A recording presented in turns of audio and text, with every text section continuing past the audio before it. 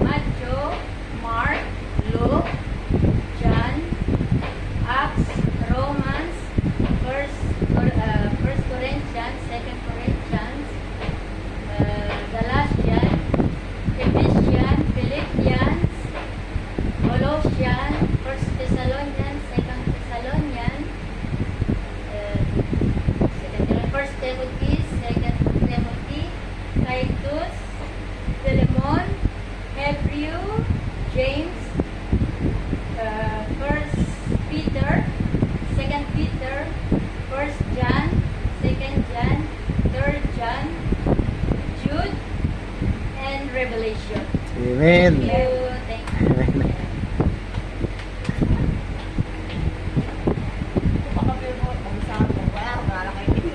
Kasi baka makalimutan ko.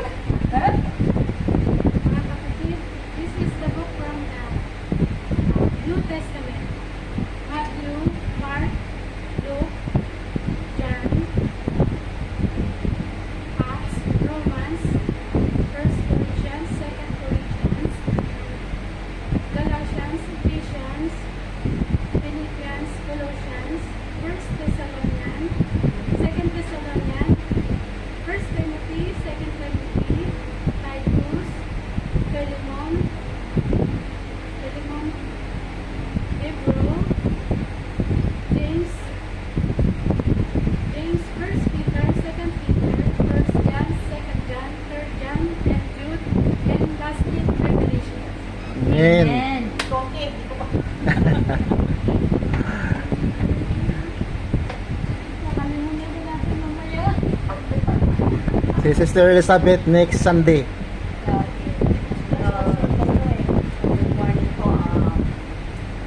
Sa book of the New Testament po ay may dalawang book dito, 27 books ang tarihan po sa ating New Testament.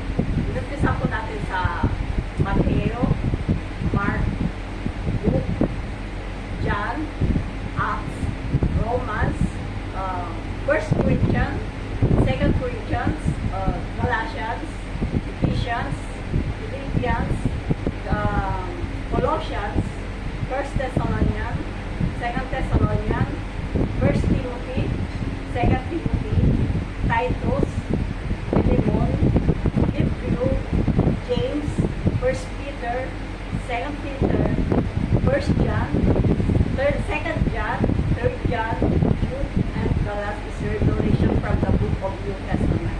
Amen. Good morning, Pastor. I-recite ko po yung books of New Testament.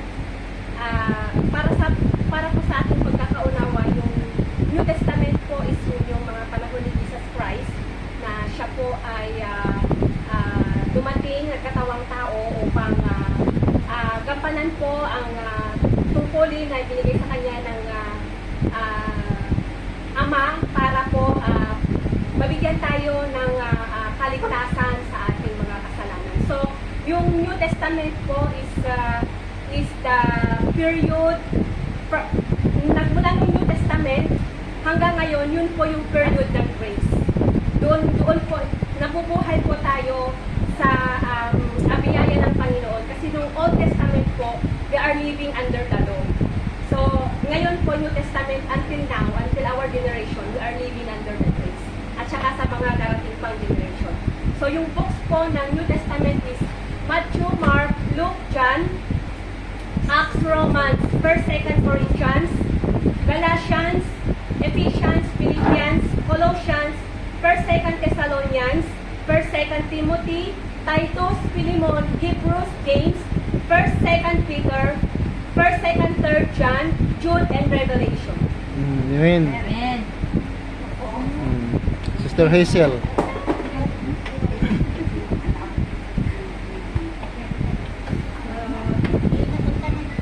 Magandang umaga sa alang lahat. Sa New Testament, meron tayong 27 books. At dito sa New Testament na to, dito natin makikilala si Jesus Christ nung siya ay nandito sa lupa bilang isang tao. Siya as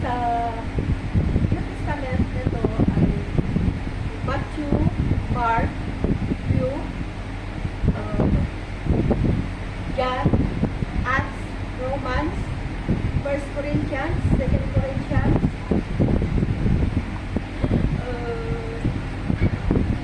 Galatians, Ephesians, Philippians, Colossians, Timothy, 2 Timothy,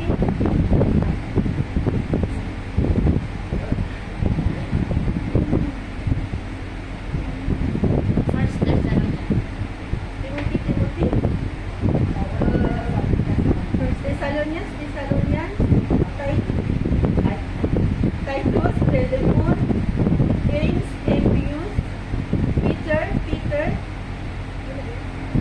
John, Jude, Revelation. Amen.